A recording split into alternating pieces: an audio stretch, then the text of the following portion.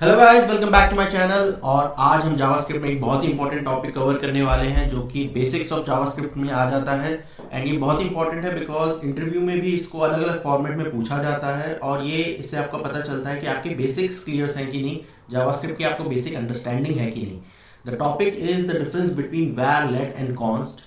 क्यों हमें जरूरत पड़ी लेट एंड कॉन्स्ट की, क्या चीजें होती हैं जो वैर में नहीं होती बट लेट एंड कॉन्स्ट हमें देता है ताकि हमें हेल्प मिले, एंड हमें क्या यूज़ करना चाहिए, कब कहाँ क्या यूज़ करना चाहिए। सो आज की वीडियो में हम ये सारी चीज़ें देखेंगे। Also will cover some interview questions कि इंटरव्यू में किस तरीके के आउटपुट क्वेश्चंस पूछे जा सकते हैं, कैसे इंटरव्यूअर आपको ट्रिक करने की कोशिश कर सकता है और आप कैसे इन चीज़ों को सॉल्व कर सकते हैं। So guys, let's get started today. आज हम 4 टॉपिक्स पे बात करने वाले हैं। First of all, the difference between them in accordance to how they are declared, redeclared and initialised. Then hoisting में क्या इफेक्ट आता है, फिर इनके स्कोप के बारे में बात करेंगे और उसके बाद बात करेंगे कि इंटरव्यू में किस तरीके के क्वेश्चंस पूछे जा सकते हैं या आउटपुट क्वेश्चंस किस तरीके के आते हैं। So let's start with the first point, declaration, redeclaration and initialisation. So we already know कि हमें अगर कोई वैर करना है declare, so we can simply do that and we can use this my var. If this is a variable we can do this, right? And you will see 10 is showing up. Okay, the same can be done with let also, my var2 and console log 2. So the output which we will see is 10 and 20. It's showing as it should be. But फायदा क्या है फिर हमारा let का? Now we know that कि अगर हम वैर को वापस रिडिक्लेयर कर दें तो भी ये वर्क करेगा, right? It showing 330 now because we are doing my var 10, my var 330 again, and it showing the 330 value क्योंकि हमने रीडिक्लेयर किया है। But in the case of let, if we redeclare, what will it show? The point is, will it work? No, it won't work. It will throw you an error. The error will be, it has already been declared. Let के साथ आप रीडिक्लेयर नहीं कर सकते, let and const को आप रीडिक्लेयर नहीं कर सकते। इसका फायदा क्या है? Now पहले क्या होता था कि when you have a big function or multiple developers are working on something, it tends कि डेवलपर की गलती से कभी कभार रीइनिशियलाइजेशन हो जाता था एक ही वेरिएबल का। Suppose there is a variable is active in your function and it doesn't mean like you have any some other context also for that is active and you add another context to is active. So वहां पर as a code वो कभी error throw नहीं करेगा, it will run properly, but आपका जब output जाएगा तब वो गलत हो सकता है। तो हम अगर let का यूज करेंगे तो ये सारी चीजें बहुत माइन्यूट चीजें हैं, मिस आउट नहीं होंगी और हमारा जावास्क्रिप्ट एरर थ्रो कर देगा कभी भी उसको ये चीजें दिखेंगी तो। So one thing is that let and const cannot be redeclared like this one. Okay, so this was the point on this. Another point is initialization. Now हमने देखा है कि अगर हम my var को ऐसे यूज करें, let me comment this out first. तो हम माईवेर को अगर ऐसे इनिशियलाइज करके यूज करने की कोशिश करें तो हम देख सकते हैं कि हमें अनडिफाइंड दिखा रहा है, जो कि आप यहाँ देख रहे हैं वो अनडिफाइंड इस माईवेर की वजह से दिखा रहा है। बट क्या हम लेट के साथ ऐसा कर सकते हैं? क्या हम लेट को डिफाइन करके यूज कर सकते हैं? यस, लेट को हम डिफाइन करके यूज कर सकते हैं, राइट? बट क्या हम लेट को पहले यूज कर सकते हैं? Now we see that myvar2 is not cannot be accessed before initialization. But जब तक हमारा let myvar नहीं आता उससे पहले आप यूज नहीं कर सकते हैं। But in case of var you can use it. Now you see that undefined is coming across, and even though if we assign 10 it still shows 10 because of hoisting. That's a topic I covered in the previous video. So अब अगर हम देखेंगे तो हमारा myvar हमारा accessible है, ये हमें कोई एरर थ्रो नहीं करता। But as soon as we use let and try to access let before it is being initialized or declared, it throws an error that cannot access myvar before initialization. So क्या होता है अगर हम late का इस्तेमाल करेंगे तो आपसे ये गलती कभी नहीं होगी कि आप लेट बाद में डिक्लेयर कर रहे हैं और यूज पहले कर रहे हैं, तो ये आपके लिए ही फायदे में होगा. So this is one more thing that you get with let. And same happens with the const also. If I you will give const, the same thing, you cannot access myvar2. Let me change the variable name so that it's more clear. myvar2 const before initialization. तो const को भी आप initialization से पहले नहीं use कर सकते. अब हम दूसरी बात करते हैं होस्टिंग के बारे में. Now what happens with hosting? Does let and const get hosted? ये बहुत एक टिपिकल क्वेश्चन है जो कि इंटरव्यूअर आपसे पूछ सकता है. Does let and const get hosted? और ये आपको आउटपुट क्वेश्चंस के हिसाब से भी पूछ सकता है. So the answer is yes, it get hoisted but it does not show the same behaviour as shown by var. मतलब वेर जैसे होस्टिंग में अपना बिहेवियर शो करता है, लेट एंड कॉन्स्ट वैसा बिहेवियर नहीं शो करता है. Let me show you by an example. So suppose you have a function, my function, and you declared a variable myvar equal to 10 and you try to access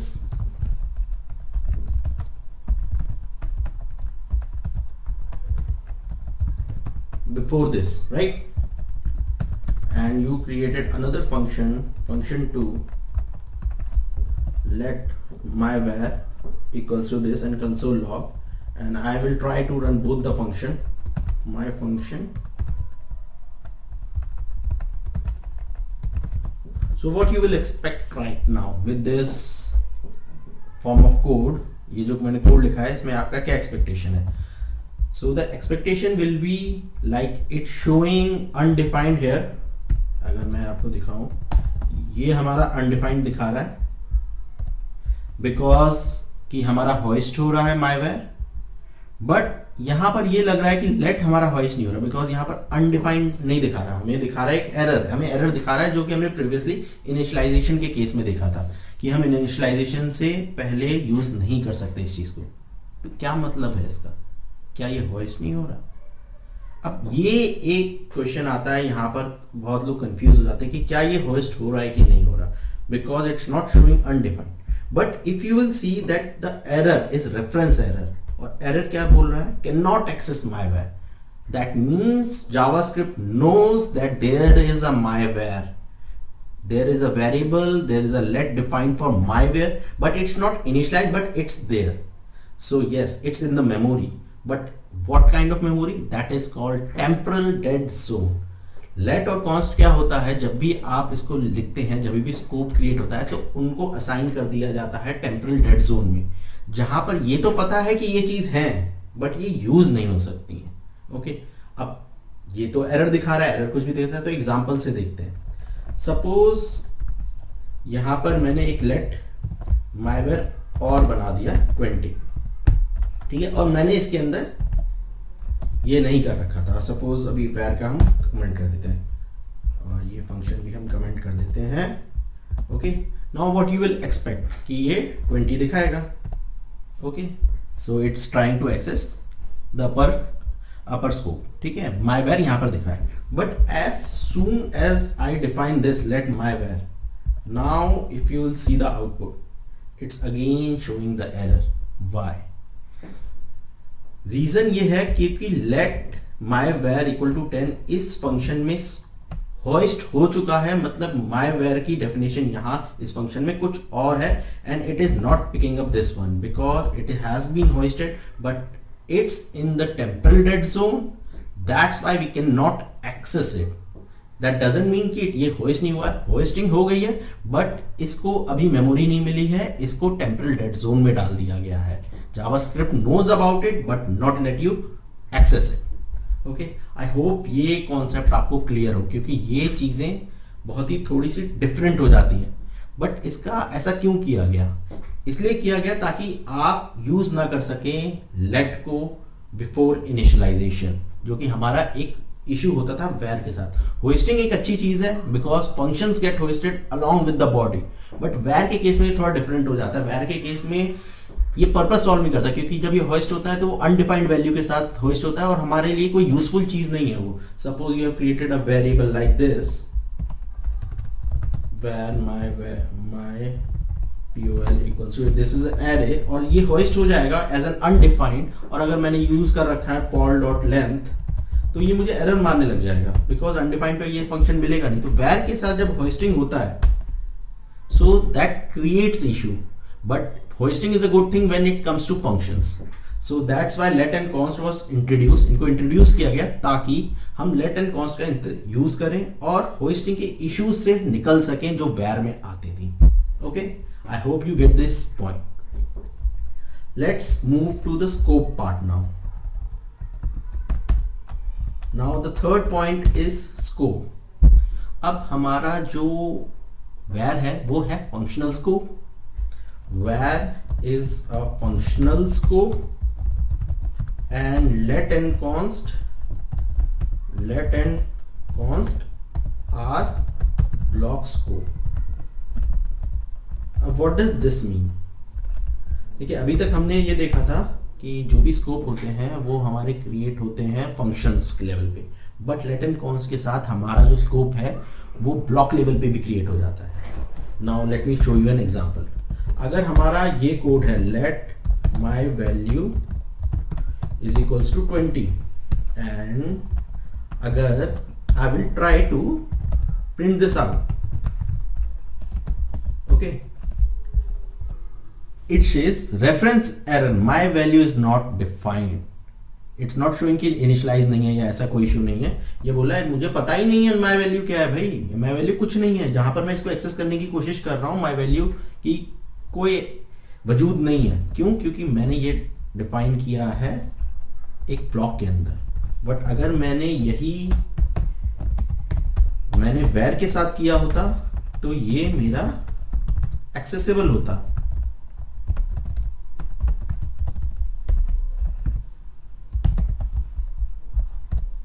ये मेरा 30 जो print कर रहा है ये एक्सेसिबल है क्योंकि मैंने वैर के साथ किया. एंड वैर is a functional scope right now, because यहाँ पर कोई फंक्शन नहीं है, वो ग्लोबल स्कोप में जा रहा है, बट स्टिल वो एक्सेसिबल है.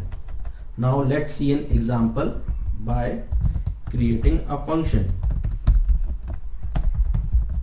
My function हम एक create करते हैं variable my value, let's give it 22, और if my value is greater than 22 let my value equals to 30, console log 30. Okay, और मैं इसको कॉल करता हूं my function 2.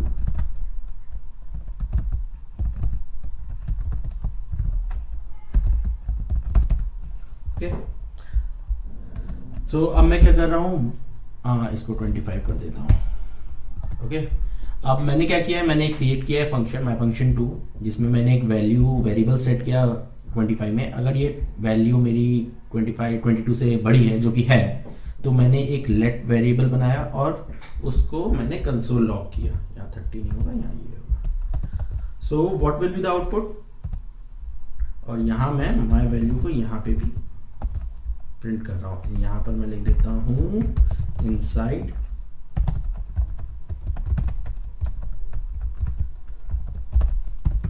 Outside. Okay, so if you are seeing कि मेरा इनसाइड 30 है, यहाँ पर 30 वैल्यू हुई और यहाँ पर आउटसाइड में मेरी वैल्यू जो मुझे मिल रही है वो 25 मिल रही है.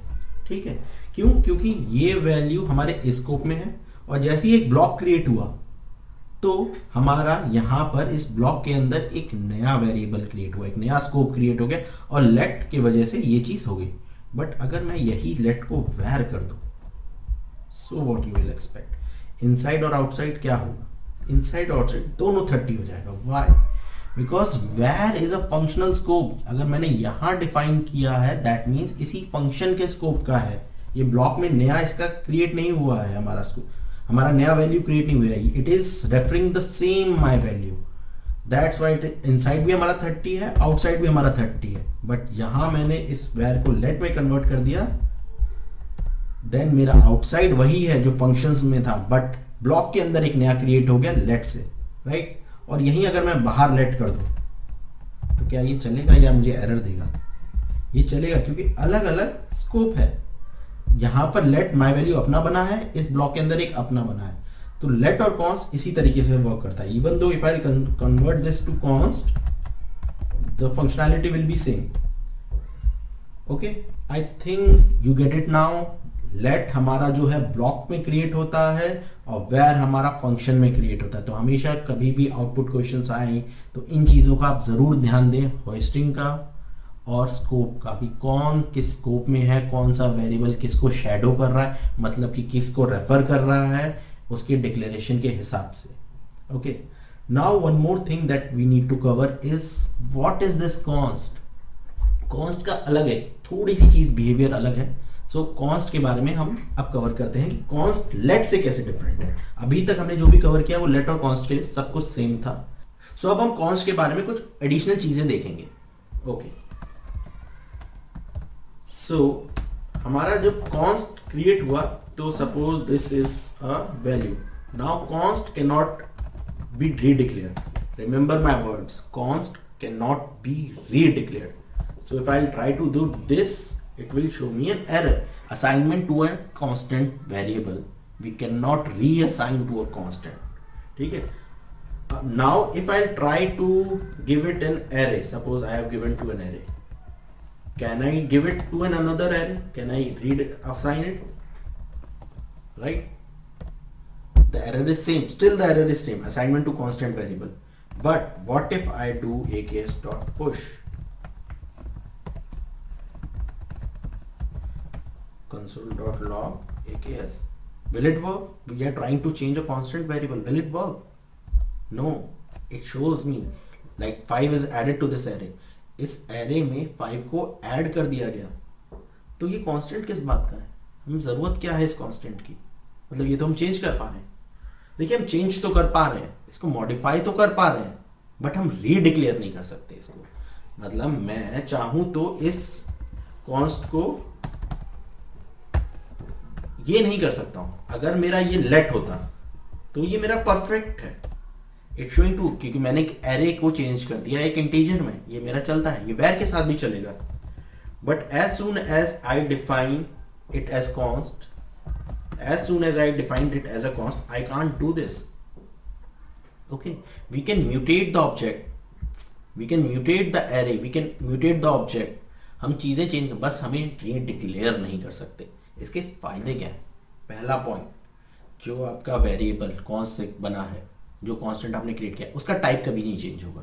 You can not convert the type. It's an array, then it's going to be an array in its whole scope. जब तक वो अवेलेबल है वो एरे ही रहेगा। और हमारा कॉन्स्ट बहुत बार यूज होता है फंक्शंस को डिक्लेयर करने के लिए। फंक्शंस जब आप क्रिएट करते हो ताकि कोई मॉडिफाई ना कर सके उन फंक्शंस को। दैट्स वाई मोस्टली कॉन्स्ट आप वहाँ देखोगे कि हम एरे ऑब्जेक्ट्स या हम फंक्शंस क्रिएट कर रहे हैं, इसको किसी वेरिएबल में होल्ड करना है तो हम कॉन्स्ट में होल्ड करते हैं। मोस्ट ऑफ द टाइम हम कॉन्स्ट में होल्ड करते हैं क्योंकि हम उसको रीडिक्लेयर ना कर पाए, कोई इसको चेंज ना कर सके, उसका टाइप चेंज ना कर सकते। बट व्हेन वी नीड कि हाँ हमारा नंबर्स हैं, स्ट्रिंग्स हैं, तो हम उसको लेट से यूज़ करते हैं। हम अवॉइड करते हैं वेयर को, जितना ज़्यादा ना यूज़ करें हम वेयर को अवॉइड करते हैं because of the problem related to it according to the scope, hoisting and redeclaration. I hope guys ये सब चीज़ें अभी आपको clear हो चुकी हैं, because next I'm going to cover the interview questions related to these and these are बहुत tricky questions इसमें create होते हैं। So I will cover this in another video, क्या क्या interview questions बन सकते हैं, कैसे ये tricky questions को आप solve कर सकते हैं और आपका mindset क्या होना चाहिए इन चीज़ों को solve करने के लिए। So please subscribe to my channel and wait for my next blog on this interview question related to hoisting and var, let and const. Thank you guys for watching it. So I hope you like this video. So please press the like button and subscribe to my channel so that you get all the updates for my upcoming JavaScript videos. Thank you guys. Bye bye.